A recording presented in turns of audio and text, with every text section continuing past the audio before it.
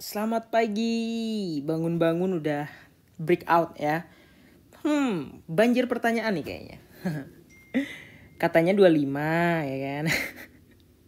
Oke, jadi ya kemarin kan analisanya ada bocoran akan ke 25. Nah, pertanyaannya itu kapan gitu kan. Nah, aku kan gak nyebutin tanggalnya ya. Nah, untuk saat ini ya memang terpantau breakout gitu. Jadi kita nggak bisa denial bakal ke 25. Nah, mungkin bisa jadi setelah ini gitu, ya kan. Nah, jadi untuk saat sekarang ya kalau dilihat masih trennya masih apa ya? Masih ongoing di dalam tren tersebut ya. Patternnya juga invalid yang kemarin dan memang breakout gitu ya.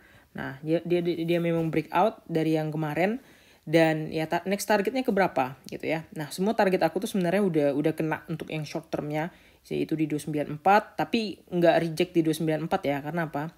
Nah, udah sempat reject di situ di 294 tapi masih dilanjut. Kenapa? Karena di situ sebenarnya adalah area untuk dia bikin bear div gitu ya. Nah, so far berapakah lanjutan Bitcoin? Apakah Bitcoin akan ke 31.000 atau 32.000? Nah, berhubung besok adalah CPI, nah jadi harus teman-teman hati-hati ya. Besok CPI tanggal 12 ya. Nah, biasanya yang kayak gitu tuh adalah mode pembalikan gitu ya. Nah, jadi sepanjang perjalanan tren ini kalau kita lihat belum ada memang koreksi signifikan atau koreksi yang berarti terhadap Bitcoin itu sendiri. Jadi kalaupun akan koreksi itu akan memiliki waktu yang cukup lama ya, seperti yang kalian lihat di yang di Bitcoin monthly return. Kita lihat ya, Bitcoin monthly return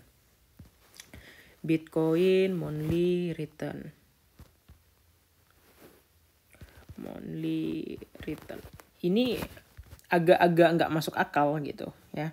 Kenapa ya? Karena kalau dilihat ini Bitcoinnya benar-benar hijau terus gitu berapa bulan terakhir gitu ya. Nah, jadi kalau kita perhatikan ini fase akumulasi Bitcoin di sepanjang 2023 ya. Ini udah hijau. Nah, kita lihat di bulanan, type-nya daily, kita bikin di monthly. Nah, di April udah naik sekitar hampir 6% ya. Februari juga aman-aman aja, masih terpantau hijau. Di Maret juga kalian bisa lihat. Nah, tapi secara histori di 2019 aman. 2021 ya, itu 3 bulan hijau dan akhirnya di April tuh akan ada koreksi. Ya meskipun nggak banyak sih ya.